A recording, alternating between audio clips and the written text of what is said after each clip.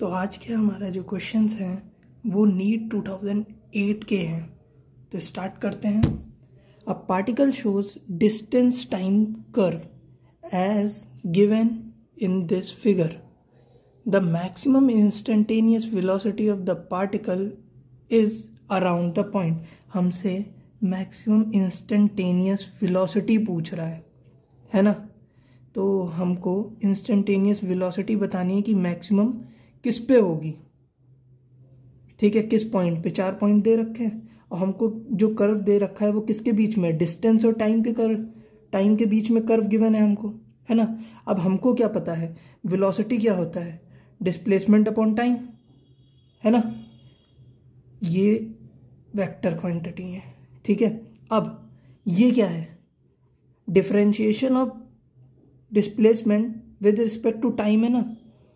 जब हमें ग्राफ में ये देखना होता है तो ये क्या है हमारा, जो ये है डिफरेंशिएशन, ये क्या होता है, ये स्लोप रिप्रेजेंट करता है, समझे। अगर इंटीग्रेशन में कोई चीज होती है, ठीक है, तो वो एरिया रिप्रेजेंट करेगा हमें। यानी अगर हम इसको displacement is equals to velocity into dt करें ना, तो ये क्या है, जो हम यहाँ पे डिस्प्लेसमेंट देखेंगे तब हम एरिया देखेंगे, समझे।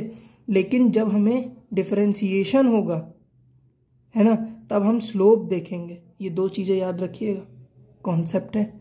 अब देखो ए पॉइंट पे हम जरा एक टेंजेंट ड्रॉ करते हैं। हमने टेंजेंट ड्रॉ करी, ठीक है। अब जो इसका एंगल है ये देखिए, एक्यूट एंगल, एक्यूट यानी 90 से कम, 90 डिग्री से कम, ठीक है। अब बी पे देखिए, बी पे टेंजेंट ड्रॉ करते हैं, ये कुछ ऐसे जाता है। सी पे देखिए, सी पे ड्रॉ करते हैं, ये कुछ ऐसे जाता है। डी पे देखिए, ये कुछ ऐसे जा रहा है। अब देखिए सबसे ज़्यादा जहाँ एंगल होगा उसकी स्लोप ज़्यादा होगी, जिसकी स्लोप ज़्यादा उसका ये वेलोसिटी ज़्यादा होगी। अब सबसे ज़्यादा एंगल कहाँ पे, सी पे। सी का एंगल ज़्यादा तो स्लोप ऑफ सी मैक्सिमम, और स्लोप ऑफ सी मैक्सिमम तो velocity at C instantaneous is equals to maximum. तो हमारा आंसर क्या होगा, सी वाला। तो ये हमारा आंसर हो गया, ठीक है। अब दूसरा जो क्वेश्चन है हमारा, उसमें कह रहा है कि in the phenomena of electric discharge through gases at low temperature the coloured glow in the tube appears as a result of. एक इलेक्ट्रिक डिस्चार्ज है, ठीक है, उसमें गैसेस लो प्रेशर पे हैं, तो जो कलर ग्लो हो रहा है वो किसकी वजह से है। अब देखिए यहाँ पे जो डिस्चार्ज ट्यूब है हमारी वो कुछ इस तरीके से है, ठीक है। इस पे एक ये कैथोड की प्लेट होती है, ठीक है, और एक ये एनोड की प्लेट होती है, ठीक है। ये वैक्यूम के लिए होता है हमारा, ठीक है। ये हमारा हो गया, 2 प्लेटें हो गई, ठीक है। ये हमने एक हाई वोल्टेज की बैटरी कनेक्ट कर दी, ठीक है, हाई वोल्टेज। अब जब इसमें से करंट फ्लो करेगा तब यहाँ से इलेक्ट्रॉन्स एमिट होंगे, ठीक है। ये इलेक्ट्रॉन्स एमिट होंगे कैथोड से और जाएंगे एनोड की तरफ। अब यहाँ पे क्या भरा है, गैसेस, जो कि किस पे हैं, लो प्रेशर पे, ठीक है। अब जब ये इलेक्ट्रॉन्स यहाँ से ट्रेवल करके इधर जाएंगे तो ये जो गैसेस के एटम यहाँ पे हैं इनके बीच में कोलिजन होगा।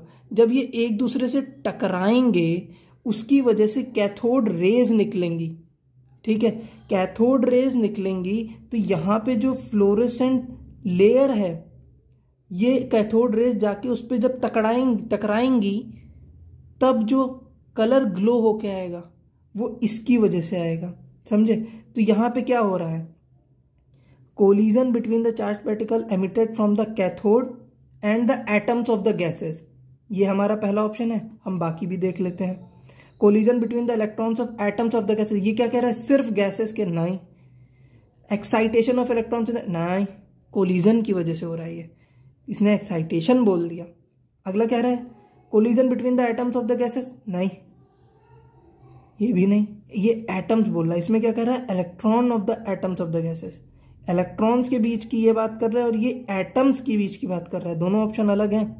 ठीक है, हमारा करेक्ट ऑप्शन क्या है, collision between the charge particles emitted from the cathode, cathode से जो निकले, and the atoms of gases जो यहाँ पे प्रेजेंट हैं, उनकी वजह से ये कलर ग्लो मिला है हमें ट्यूब में। तो ये हमारा पहला ऑप्शन हो जाएगा।